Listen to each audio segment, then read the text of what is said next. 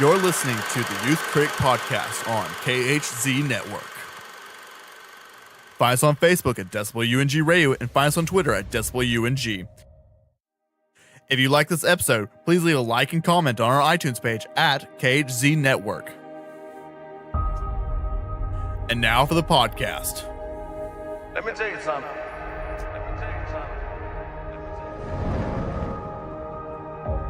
A driver don't pick the car. Car pick the driver.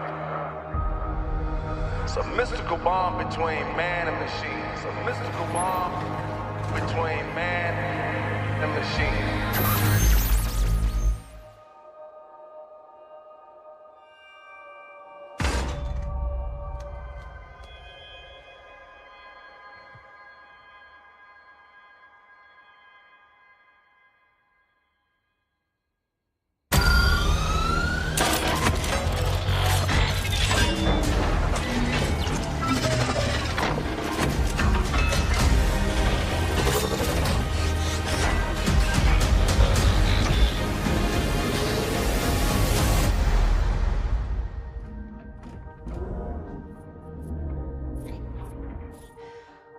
Who are you? Do you speak? I won't hurt you.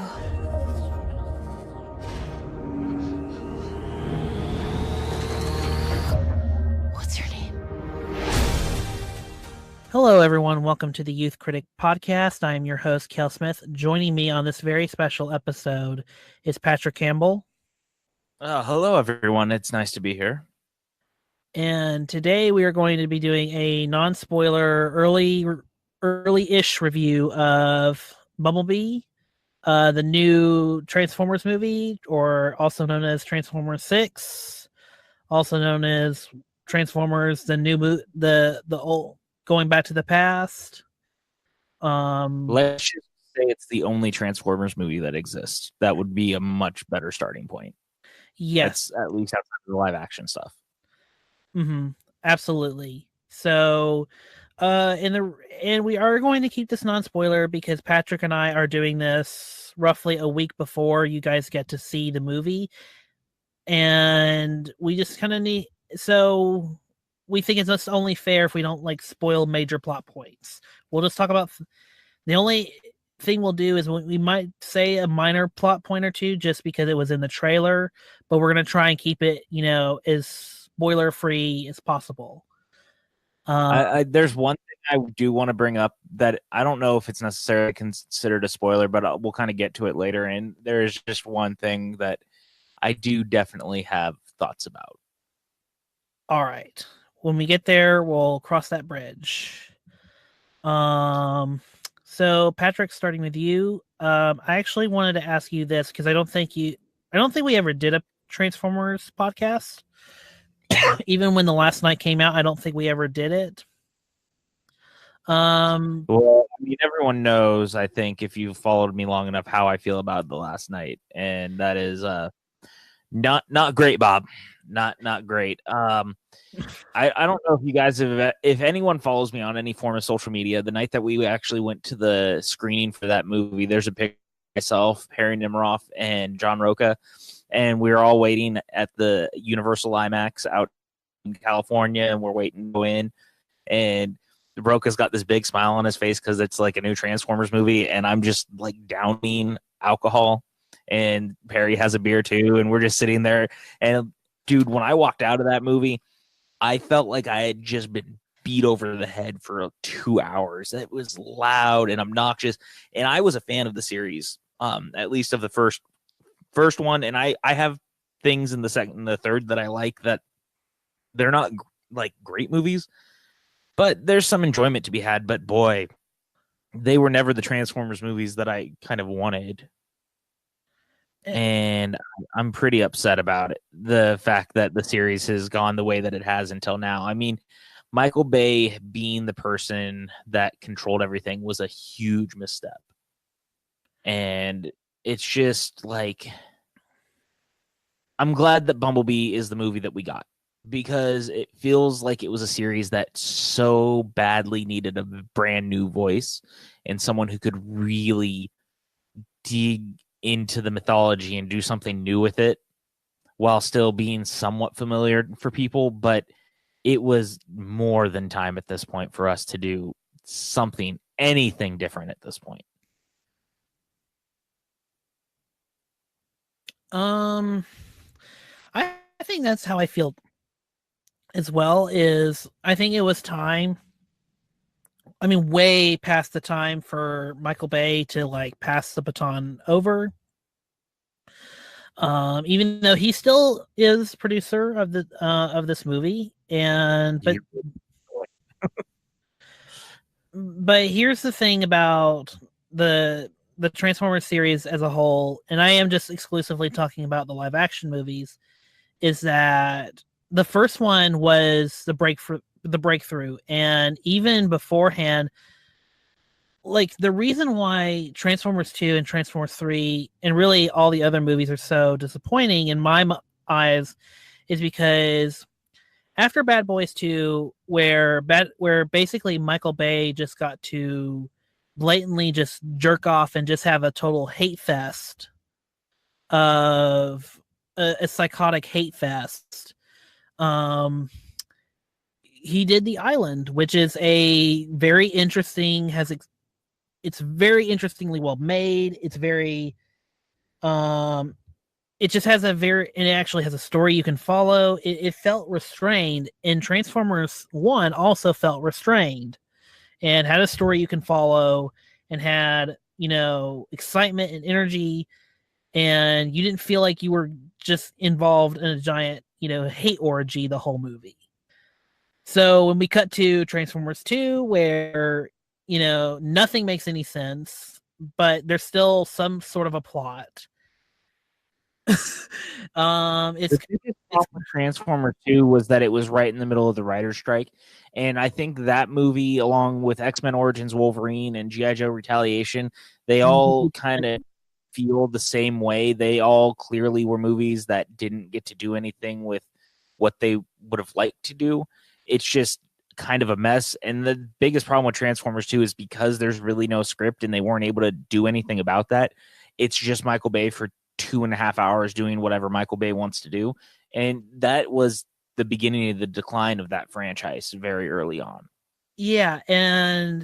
But the thing is, Michael Bay and Ewan Kruger on Transformers 3, they had the same amount of time they had on the first one, and the first one is really good. But when you watch Transformers 3, it's almost the same exact problems as Transformers 2, where nothing makes any sense. The characters' motivations change constantly, and nothing really tracks or follows, and even action is hard to follow and track, and it's just chaos for 2.5 hours. And that's what's more disappointing about Transformers 3 is, even though Michael Bay found a new itch in 3D or a new filming style in 3D, it still feels like, Bay just up to his own old antics and just like, I'm not giving a fuck anymore. I'm gonna have 2.5 hours of Transformers just doing random stuff, and then they're gonna blow up Chicago all to hell.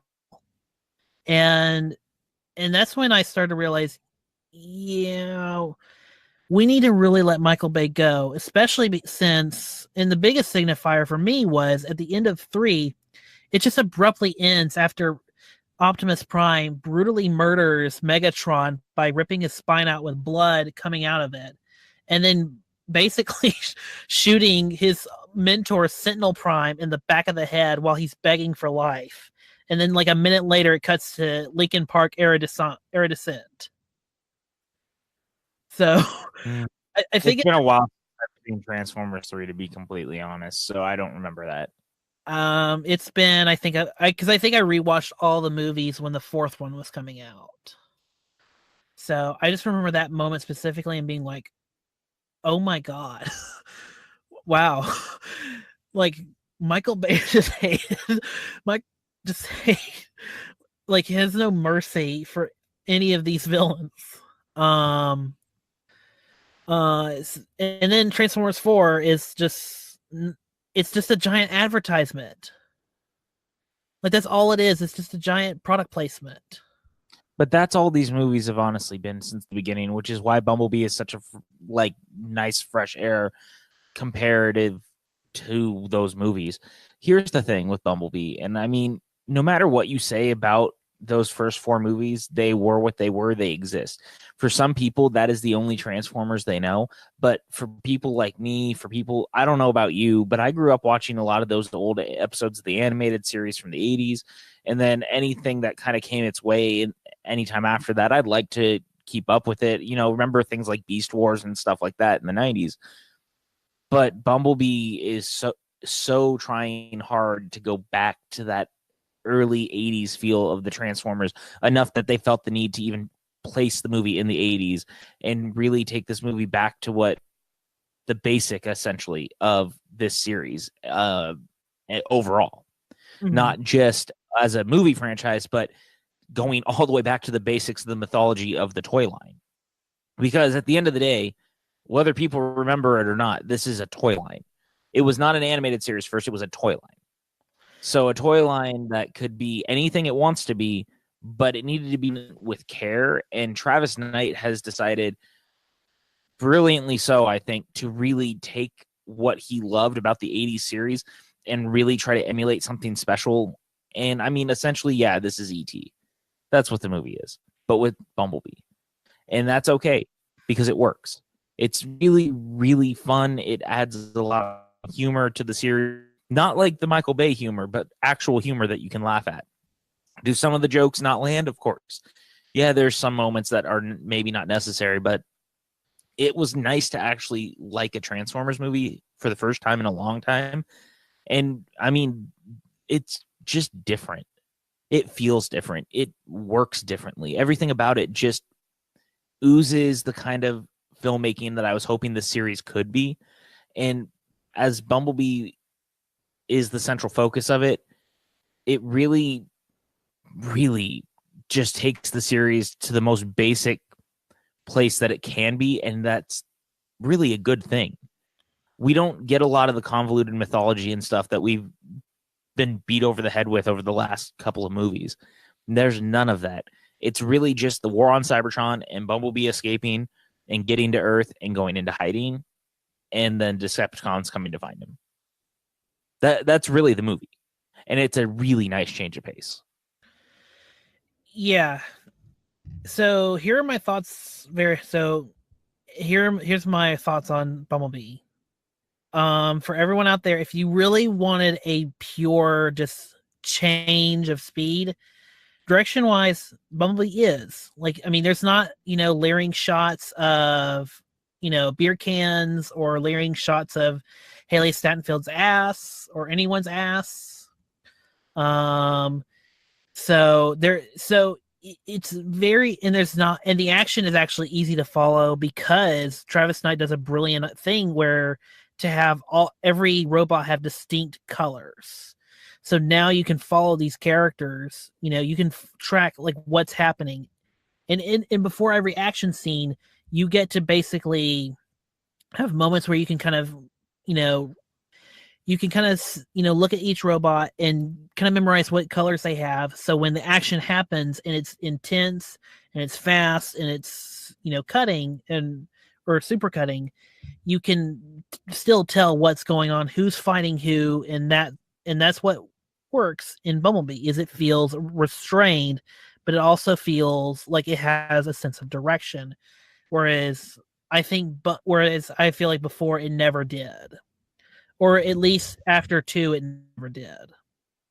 Wasn't it nice to actually be able to see what was going on and actually seeing all the action? Yeah. Like, what a nice change of pace. I know. But I know. But, but the thing is, Patrick, we get movies that do that already. For this series. It's a nice change of pace. Again, here's the thing. What we were talking about is there's been 5 of these movies. Beforehand. The smartest thing they could have done was move as far away from the Michael Bay treatment as possible, and they did. They truly did in almost every respect that they could. It doesn't feel like a Michael Bay movie. It doesn't look like a Michael Bay movie. None of that is there. I actually cared about the human character that we had at the center of this, unlike Sam. Like, everything about this actually felt real, and it worked. And that was a nice change of pace. Yeah. So, getting into all that, I think the direction's really well done. But however, when you break it down, you said this movie is essentially E.T. This is basically Travis Knight's remake of E.T. as in the sense of the first Transformers is basically Michael Bay's remake of E.T. Because one of these is better at doing that than the other, though. Oh, of course. Sorry, Mike. Of course. And look, I don't want to hate talk Michael Bay the whole episode, but it's kind of hard to realize because I think Michael Bay does in his own way. Like, he is the person that started this whole thing, and he actually did a really good job on the first movie. Not as good as this, but I think he still did an incredible job of getting everything going, while also in that first one still keeping the mystique of the Transformers. Because that movie is still so good. It's not great, but it's good. And I think that's what is so frustrating is that the rest of the series, the whole series ended up being defined by the others because they got more and more Michael Bay-esque as it went along. As the studio gave him more money, it let him do more of what he did best. I used to make jokes all the time on the old podcast about the fact that it felt like every time Michael Bay was like, "No, I'm not doing another one." And then Paramount was like, "Look, here's $200 million. You can shoot it in your backyard, do whatever you want, and we will give you the money to make your small movie." And he was like, "Done. Get all the explosions in my backyard. Here's $210 million. Go blow up half of China." Yeah, but I mean, it didn't even look like China at that point. I mean, it did, but I mean, there's so much frustration around how Transformers 4 handled the China situation for me. And it just, oh, God. It feels like an attached on subplot. Like, oh, shit, the movie didn't end. We now got to go to China. I just really don't like Transformers 4. I really don't. And that's why I really don't want to keep focusing on that stuff. I feel bad because I don't want people to think that I'm bashing on the movies that they like. If you like those movies, good, great. I'm happy for you. I know people personally who do like those movies, and that's fine. I am not that person. That is just not who I am. And I actually genuinely like a lot of Michael Bay's movies. I am a diehard defender of The Rock and Bad Boys 2, and I really like The Island. So this isn't anything against Michael Bay so much as it is I just don't like his Transformers movies all that much outside of the first one. Yeah. And this gave us 13 hours not that long ago, and that was a really good movie. Yeah, I should clarify. When I meant, earlier that he gave us like the hate fest orgy of Bad Boys 2, I wasn't saying the movie was bad. Like, clearly the movie is working on its own level, and you're either with it or you're not. So, and that's how a lot of Michael Bay movies are, is if you're working on its level, then good. If you're not, well, you might as well pause and go, or stop and go on to the next thing. But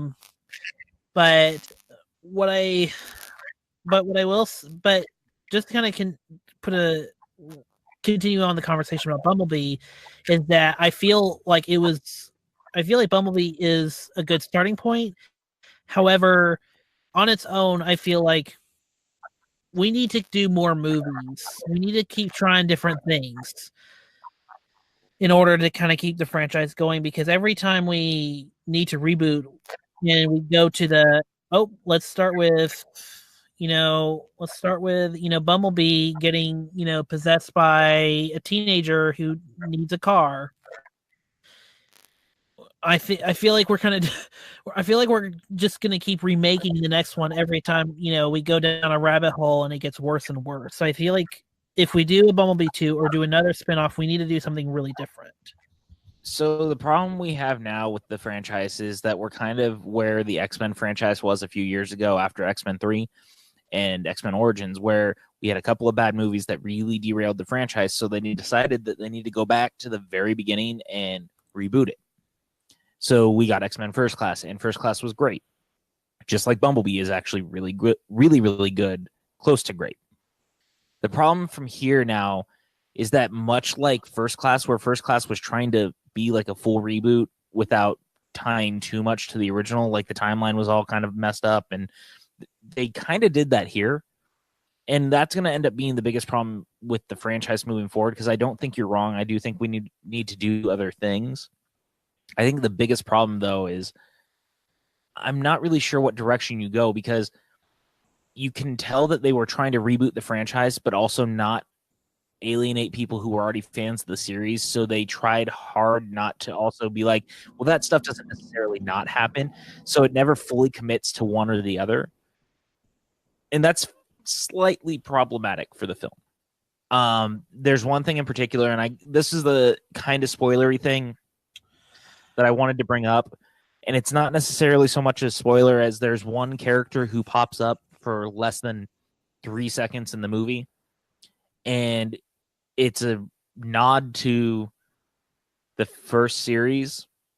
And it's a really unnecessary addition to the movie. And I think that moment is the thing that holds the movie back, because said character is a character that I would say most people probably agree is not a fan favorite in the franchise. And so the fact that they decided that he had to have a small role in the film, even if it's not the same actor, but the same character, all for the throwaway of, hey, look, it's him, is kind of frustrating, because that now ties this back to the Michael Bay movies more than it really needed to, if that makes sense. I'm trying to remember the character, but... So I can basically Sector 7 is in the movie, and if you know the Transformers films up till this point, the Sector 7 has always kind of been a thing within the franchise. And in those movies, there is a character who is not that beloved. He was great in the first film, but after that, he became not so much, and that's John Turturro as Agent Simmons. Simmons has a small scene in the movie that he brings some information to John Cena's character, and he calls him by name and everything. And then you happen to notice, if you watch it's like any other scenes in the movie that they're there, he's there, but they've cut his scenes down. It feels like they tried really hard to not have him in the movie, but they still had him. And they guy had him for that important moment. Yeah, and they definitely have a guy who looks just like John Turturro, but younger.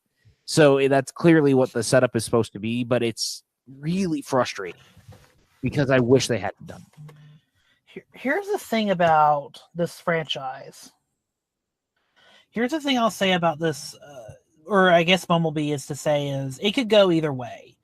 And you are right about about the X-Men comparison, because I actually would argue that X-Men First Class could have gone either way in whatever they wanted, whatever Matthew Vaughn and Jane Goodman had in mind to do. Or is it Goodman or Goldman? Goldman. Okay. Whatever they wanted to do with X-Men afterwards, I mean, they could have done like full, we're just doing a new series, or just new cast everything, or they could do what Bryan Singer did, which was Days of Future Past, and then continue everything on forward. The problem is that Days of Future Past is really, really good also, and feels like a really great finale for the series. I just wish the movie had I just wish the franchise had stopped at that point, because Apocalypse is so bad. And now look at where we are. Like, I would have been cool if you had followed up Days of Future Past with Logan. Right. Totally been fine. But, and that's the thing with Transformers is, what are you going to do? Do you want to do the same sort of thing where, hey, we botched the timeline, so let's do time travel with these characters and then like set the new path for all these new people? I just don't. My problem is I really like Bumblebee, and I'm just not sure where you go from here. And that's kind of my thing too is that Bumblebee's in an even more weirder spot because at least when they did Days of Future Past, there was, and I think you would remember this too, the ending of Days of Future Past opened to new possibilities. It opened to new ideas. It opened to new stories. Unfortunately, Apocalypse went backwards, where where the first two movies were a bunch of one step forwards. Apocalypse just did a massive 2 or 3 steps backwards. But the thing with Bumblebee is, you're right. There's nowhere really to go because, especially how it ends, like Bumblebee is the story itself is very much a one-off. I mean, you can probably make a Bumblebee 2 if this was a hit, but arguably I would say it's best to concentrate on other characters. However, the problem with other characters in this franchise is that there's not that many other prominent characters to do because the franchise is only focused on Optimus Prime, Bumblebee, and Megatron. Yeah, and like we definitely don't need an Optimus Prime movie right now. We can get one down the line, but I'd argue that the series to this point has been an Optimus Prime movie. So It's all a matter of, do you want a movie about the Decepticons? No, not really. We've already been there too. Like we've done to death the Decepticon storylines with Megatron, at least for now. And there's plenty of comics and stuff to draw from. I'm still hopeful. They've been talking about they're trying to do a full movie about the war on Cybertron. And that is a movie I would be very, very interested to see come to light. Because for the first time, the war on Cybertron was really, really cool in this movie. And it actually looked good. Right. And that's what I'm saying. So why not do something more like that? I would love a full like Transformers war film of all of them on Cybertron, dealing with them trying to defeat the Decepticons as they're trying to erode the planet and what leads to the destruction of it. That's the movie I would like to watch. I think so too. The problem is because first of all, we don't know how much Bumblebee will make in its opening weekend. It's very crowded. Unfortunately, there's going to be a lot of cannibalization between the whole group of those movies that are coming out. Yeah, so I will say this: if Bumblebee's a hit, I think that's in the cards because the only way that movie gets made is if it can be made the same way the new Lion King movie is made, where it's all animation, but it's photographically realistic. Mm-hmm. So, and you and I both know that will probably cost a lot of money to do. So I think that is the only way to go because you're right. We don't need a Megatron spinoff. And even that would be its own its own weird thing. Because it'd be such a massive departure. And then you're right. We kind of been following Optimus Prime throughout all the sequels. So, and really his whole trajectory through the sequels have been he's just gotten more and more psychotic as each movie has gone on. And yeah, don't even get me started on that stuff. I thought that they used Optimus in very sparingly and well in this movie, by the way. Oh yeah. And also he looks fantastic in his old, retro form. And that's the one I really, really loved about this movie, seeing all those G1 not costumes, but looks of all the characters. I mean, you had Bumblebee down to actually being a VW bug. That was such a nice change of pace. It was. Like everything about this movie feels like a nice change of pace from what we're used to. My only worry is what do you do next? Because if you get Travis Knight to come back, I would love to see him do another Bumblebee, but my worry becomes what can you do with that character more, at least by himself, especially now that Optimus and the rest of them, they have to come back at some point. We're going to have to do a Transformer story down the line. It's just a matter of how they're going to end up doing it. And also I mean, the only the only known antagonist to Optimus is the Decepticons and Megatron and Starscream. So what else?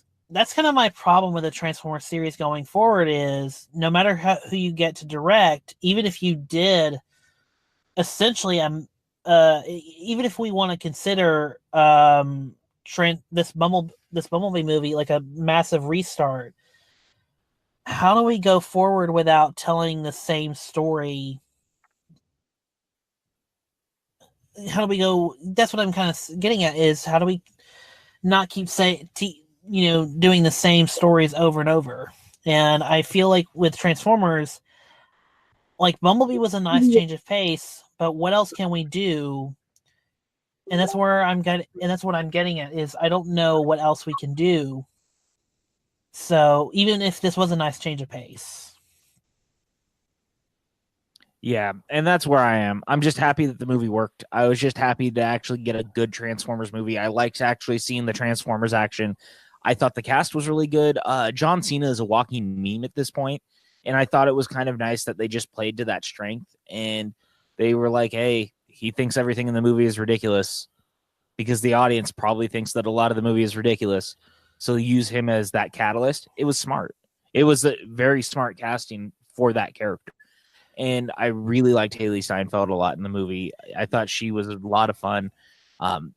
First time, like I said, in a long time that I felt like I actually cared about a single human character in this series. Yeah, and I really in Haley Steinfeld for me, she gives the best performance, and it is a great performance because it's a character that could really be underwritten very quickly because she's just the girl with a tragic, backstory that lost her dad. But she plays that character so well. She plays to the, strengths of the grunginess of that character. She plays like she feels like a character from the 80s that's also dealing with, that's still reeling from her father's death. Like she feels like a natural character. That was a real character for once, by the way, too. Like you nailed that. That whole thing with her and her dad is such a great story arc that's actually done really nicely within the confines of this film. Mm-hmm. Yeah, and I feel like she just nailed, and I feel like she nailed it, and I feel like, and I don't remember her other, like, the other character's name, but it's the guy from Love, Simon. I'm gonna have to look this up, but he was the guy her neighbor, the one that works at the fair with her. Yes. For the Santa Cruz Beach Boardwalk. Yeah, he was really good. Let me look. I can't remember his name off the top of my head, but I still have yet to see Love, Simon, unfortunately. So this was kind of my first introduction to him. And I thought he was actually really, really fun in the movie. And he added a great their chemistry was really fun. And it was actually fun to watch them together. And it was just a nice change of pace. Again, that's kind of this whole movie, and I keep saying it because it's true. Everything about this movie feels like a nice change of pace from everything that I'm so used to this series being at this point. And that's all I can say. Like, as far as that goes, it was just kind of nice. Mimo is the name of the character. The actor is Jorge Lindford Jr. Yeah. And I thought he did a really good job. I thought his comedic timing was really good. And you're right. I thought the chemistry was very good. So now that we've we keep kind of overstating our positives here. And you mentioned a negative. The biggest negative for me is story-wise on its own is I feel like it's a little too on the nose and how the military is just so easily decepted by the Decepticons. and yes, they make a in joke about it, but still, it's like they're still doing the same thing. To be fair, it doesn't really surprise at all, because when I think about the stuff going on in the real world and the fact that so many people in this country were apparently able to someone like our current president, nothing shocks me anymore. So the fact that Yeah, and this people is would still, give in to bad guys in this movie doesn't surprise me. I guess I shouldn't be, but it's like it's a little too easy. It's a little too easy, but it's also a Transformers movie. I'm not asking it to be more than that at this point, for better or worse. I mean, maybe I should be expecting more, but I didn't mind it because they did play it so on the nose and made jokes about it. Like I said, Cena's basically a walking meme about the situation, and it works in its favor for that reason. Yeah, I just found it really. I just found it completely just like, because that's for me. I think the biggest problem of Bumblebee is that everything outside of the Bumblebee and Haley Steinfeld's relationship, it kind of all just it's not really that interesting, nor is it really that compelling. Because and I know that's, essentially the main plot of the movie, but that for me just wasn't that interesting. Whereas everything else, with Steinfeld and Bumblebee all worked and that was it. And that was. I mean, but have the military characters in this series really ever been that interesting at this point? I mean, really? The Josh Jamal character was fine in the first movie, but after that, I mean, he didn't have anything else to do either, and they kept bringing him back, and it never felt warranted. So it just feels kind of like more of the same, unfortunately. Yeah, and that's kind of where I go with Bumblebee, is that it's a nice change of pace, but there's a lot of the same things in here. The only difference is it's written and directed by someone not named Michael Bay. Yeah, but that's still already, as far as this series concerns, makes it better, in my opinion. Yeah, and that's what I'm saying. Is that it isn't Bumblebee. If I had to write a headline for my review, it would be a nice change of pace, but same old stuff. And I guess that's fair. I don't necessarily think it was the same old stuff. I think that it definitely tries to be different and do something new. But at the end of the day, it works as it does. And I think that people are either really going to like this movie or they're not, as weird as that might sound. But I'm looking forward to seeing what's next. As long as they can bring Travis Knight back, or someone who can do what Travis Knight has done with it up till this point, I think the series is in pretty safe hands. Well, I mean, I wouldn't be opposed. I mean, again, we had this, if you remember, a few years ago, we had this whole writer's room of people that were coming up with Transformer stories. Whatever happened to all those Transformer stories?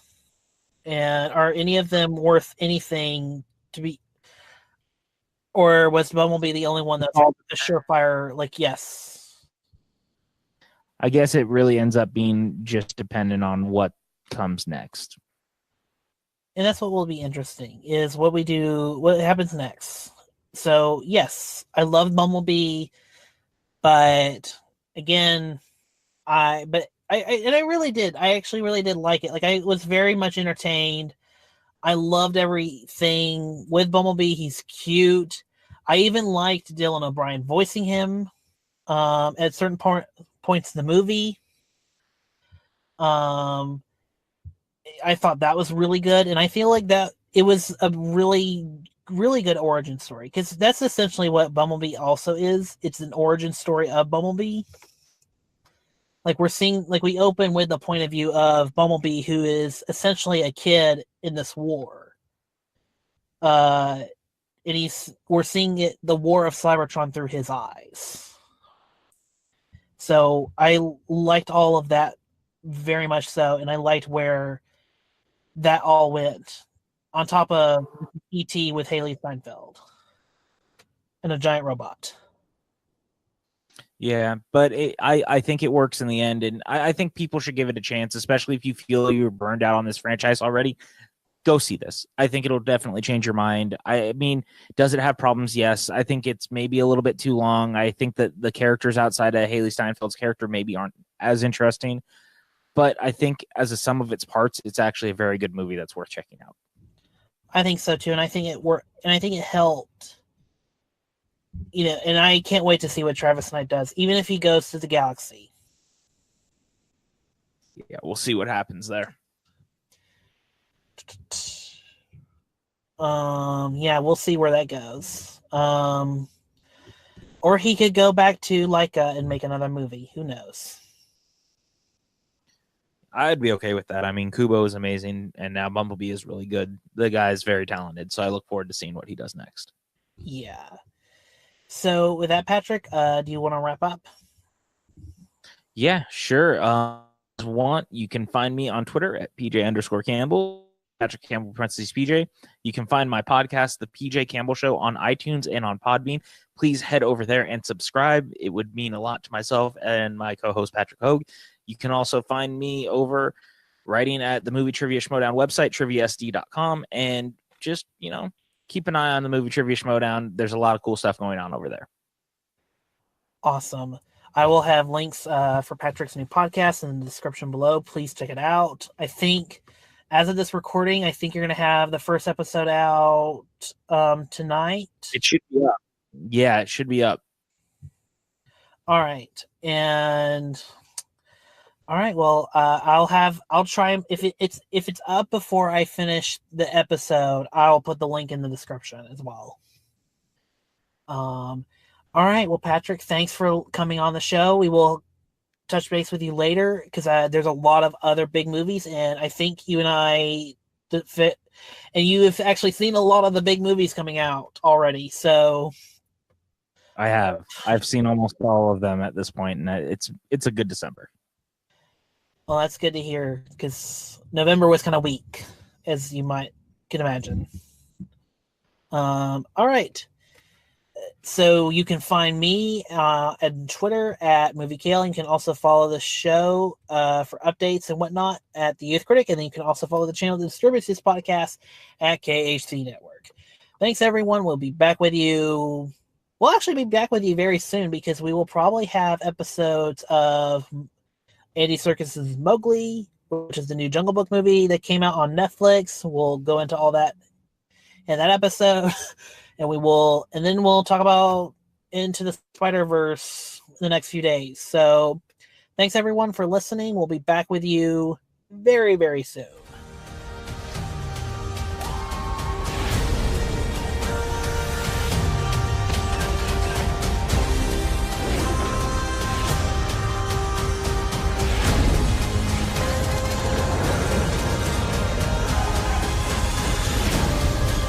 You got people out there who need you.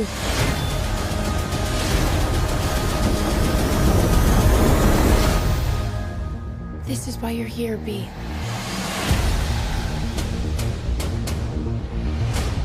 Beat music can help you say what you're feeling. Try this.